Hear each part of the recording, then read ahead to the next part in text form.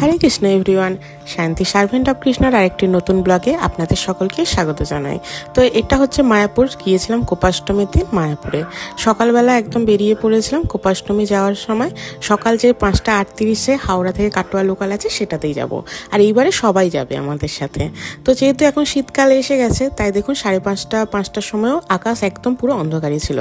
এসে গিয়েছিলাম হাওড়া স্টেশনে, আর এই যে প্রভু লাগেজ আর গোপালটাকে নিয়ে ভেতরে আসছে।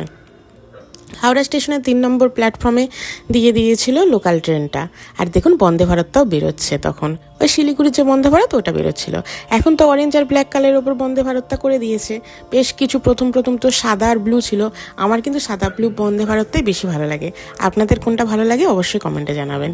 আর আমরা না যখনই মায়াপুর যাই তখনই গোপালকে সঙ্গে করে নিয়ে যাই। ওখানে গোপালে রাখারও ব্যবস্থা আছে, খুব সুন্দর করে রাখা যায় গোপালকে। তাই গোপালকে কখনোই বাড়ি রেখে যায় না, আমরা প্রত্যেকবারে গেলেই মায়াপুর নিয়ে যাই। আর চলে এসেছি লঞ্চ ঘাটে। এর আগেরও আমি বেশ 1.5 থেকে 2 মাস আগে একটা মায়াপুর যাওয়ার ভিডিও ছেড়েছিলাম, ইউটিউবে আছে, আপনারা চাইলে দেখতে পারেন। সেখানেও আমি এই লঞ্চের সমস্ত ডিটেলস শেয়ার করে দিয়েছিলাম। তো চলে এই হুলোর ঘাট যাব এখন আমরা, তাই লঞ্চে উঠে পড়েছিলাম। লঞ্চটা যেহেতু বেশি ভিড়ই ছিল, তাই দাঁড়িয়ে যাচ্ছিলাম। আর এই সে জলঙ্কি আর গঙ্গা নদীর মিলনস্থল, সাদা জল আর কালো জল। এসে গিয়েছিলাম লঞ্চ ঘাটেতে। এবার সবাই নামছে। যেহেতু আস্তে আস্তে শীত পড়ছে এবং বিভিন্ন ধরনের উৎসব আসছে, এবার তো মায়াপুর বেশি ভিড় হবেই। আর আজকে যেহেতু খুব শুভ একটা দিন ছিল কোপাষ্টমী, তাই মায়াপুরে তো আরও বেশি ভক্তদের সমাগম হয়েছিল। আর এই যে বাসটা দেখছেন, এই বাসটাতে করেও যাওয়া যায় মায়াপুর। ওটা 10 টাকা করে নেয়, আর আমরা টোটোতে যাব। যেহেতু আমরা অনেকজন এসেছি, একটা টোটো হয়েও যাবে, তাড়াতাড়ি করে ছেড়ে দেবে, তাই আমরা টোটোতেই যাব। এই সমস্ত কিছু ডিটেলস কিন্তু আমার আগের ভিডিওতেও দেওয়া ছিল। তো দূর থেকে মন্দিরটা দেখা যাচ্ছিল। সব কিছু দেখতে দেখতে মায়াপুরে চলে এসেছি। আগের বারে আমরা ছিলাম গীতা ভবনে, আর এইবারে থাকছি নামহট্ট ভবনে। চলুন নামহট্ট ভবনটার থেকে চাবিটা নিয়ে এবার রুমটায় যাওয়া যাবে। এই যে দেখুন নামহট্ট ভবন, এই নামহট্ট ভবনে এইবারে আমরা থাকবো। এইবারে বেশি দিন থাকবো না, গিয়েছিলাম শনিবার, আর রবিবার দিন চলে আসবো। এই যে 2টো রুম পেয়ে গেছি। এই প্রভু রুম ওপেন করছে। তো এই দেখুন গীতার ভবনের তো রুমটা আমি পুরো রুম টোর দিয়েছিলাম। যারা গীতা ভবনের রুম টোর দেখতে চান অবশ্যই আমার আগের ভিডিও দেখে আসবেন, আমি ডেসক্রিপশানে আগের ভিডিওর লিঙ্ক দিয়ে দেবো। আর এটা হচ্ছে নামহট্টের রুম। এটা পুরাতন বিল্ডিংটা ছিল, মানে নামহট্ট 1 আর নামহট্ট 2 দুটো বিল্ডিংয়ে থাকার জায়গা আছে। আর এই যে ব্যালকনি থেকে দেখুন পুরো রাস্তাটা দেখা যাচ্ছে। আর সামনে তো এখন অনেক ফ্ল্যাট হয়ে গেছে মায়াপুরের, সেইগুলো দেখা যাচ্ছে। আর দূরে ওই যে দূরের দিকটা, ওই দিকটাতে গঙ্গা নদীটা দেখতে পাওয়া যায়। তো এটা হচ্ছে 4 বেডের রুম ছিল। এরকমভাবে 4টে বেড ছিল, সিঙ্গেল। আর এটা একটা আলমারি দিয়েছিল, একটা চেয়ার দিয়েছিল।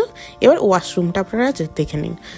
বেশ ভালো। নামহট্টের এইটা যেহেতু একটু পুরাতন বিল্ডিংটা, তাই এরকম। কিন্তু নতুন যে বিল্ডিংটা সেটাও আমরা থেকেছি, আবার কোনোদিন থাকলে আপনাদের সাথে শেয়ার করব, সেটাও খুব সুন্দর। তো সবাই মিলে রুমে এসে সেজে গুজে রেডি হয়ে চলে যাচ্ছে এবার গোপাষ্টমী।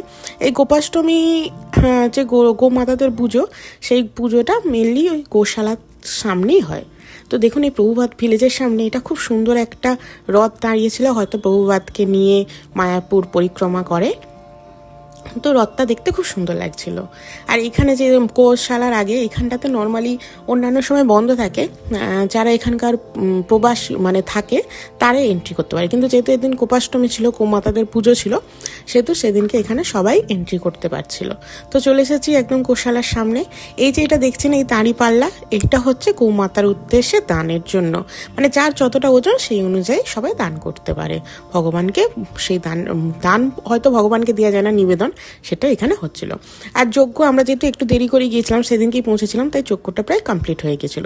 জাস্ট লাস্টের একদম আগুনটা যজ্ঞের সেটাই চলছে। আর এখানে এই যে দেখুন বাচ্চারাও নিজেদের ওয়েট মতন ভগবানকে সমস্ত ধরনের জিনিস নিবেদন করছে। আর এখানে কৃষ্ণ বলরামের যে বিগ্রহ এবং প্রভুপাতের বিগ্রহ দেখে বোঝাই যাচ্ছে না যে এটা একটা বিগ্রহ, যে দেখে যেন অরিজিনাল লাগছে। আর এই যে এই মাটির যে এগুলোকে বোকা ভার বলতাম আমরা ছোটবেলায়, আপনারা কে কি বলেন একটু কমেন্টে জানাবেন।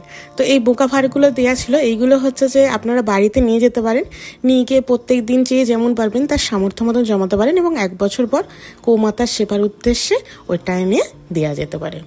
তো প্রভু কিছু ডোনেশন দিয়ে গোমাতাদের জন্য খাওয়ানোর জন্য এই পাতা নিয়ে চলে এসেছিলো। ওখানে যে যেমন 5 টাকা, 10 টাকা, 100 টাকা, 5 টাকা, যে যেমন ডোনেশন দেবে তাকে এইরকম খাওয়ানোর জন্য দিচ্ছে। আর এই গোমাতাটাকে কি সুন্দর সাজিয়েছে দেখুন, দুদিকে কি সুন্দর ফুল দিয়েছে, শিঙেতে তিলক সেবা করা আছে।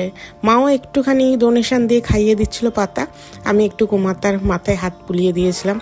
তো এই গোপাষ্টমীতে আর একটা বিশেষ দিন, সেটা হচ্ছে সারা বছরের এই একটা দিন রাধারানীর চরণ দর্শন করা যায়, সেটাও আপনাদেরকে দেখাবো। তো তারপর ওখান দিয়ে চলে এসেছিলাম গোশালাতে। এই গোশালাতে সেদিনকে প্রচুর ভিড় ছিল। গোশালার একদম পাশে ওই গোপাষ্টমীর পুজোটা, মানে গোমাতাদের পুজোটা হচ্ছিল, তো সেই কারণে সেদিনকে গোমাতাদের এখানেও প্রচণ্ড ভিড় ছিল। এর আগেও আমরা গোশালার একটা ভিডিও করেছি, কিন্তু সেদিনকে তো এত সুন্দর করে সাজানো ছিল না, সেটা নর্মাল দিন ছিল। আর এটা যেহেতু গোপাষ্টমীর পুজো হচ্ছিল, সেহেতু এই দিনে আরও বেশি করে গোশালা এবং গোশালার চারিদিকে সুন্দর করে সাজানো ছিল। এই যে দেখুন, বিভিন্ন বিদেশি মাতাজি সবাই এখানে প্রচুর পরিমাণে গোমাতাদের সেবা করছিল, মানে গোমাতা থেকে প্রসাদ পাওয়াচ্ছিল। আপনারাও চাইলে এই লাড্ডুগুলো পেতে পারেন কিছু সামান্য ডোনেশনের মাধ্যমে, মানে গোমাতাদের যে প্রত্যেক দিনের সেবা হয়, আপনাদের এই ডোনেশনের সাহায্যে কিন্তু সে সেবাটা হবে। এটা আর অন্য কোনো কাজেই যায় না, এটা সম্পূর্ণ গোমাতাদের কোনো শরীর খারাপ করলে বা খাওয়া দাওয়া সমস্ত কিছুর জন্যই এই ডোনেশনটা যায়। তো সেদিনটা খুব ভালোভাবে কেটেছিল। যেহেতু আজকের এই ভিডিওটা অনেক বড় হয়ে যাবে, তো আশা করছি রাধারানীর চরণটা আমি পরের ভিডিওটাতেই দেখাবো। তো চলে এসেছিলাম গোশালা থেকে এবার বাড়ির অনুদান কেন্দ্রে। এখানেই নর্মালি আপনারা সমস্ত কিছু ডোনেশনটা দিতে পারবেন। তো এই ছিল আমার গোপাষ্টমীর ভিডিও। তো কেমন লাগলো অবশ্যই কমেন্ট করে জানাবেন, ভালো লাগলে একটা লাইক করে দেবেন, আর যারা এখনো সাবস্ক্রাইব করেননি তারা প্লিজ সাবস্ক্রাইব করে দেবেন। হরে কৃষ্ণ, দেখা হবে নতুন একটা ভিডিও নিয়ে।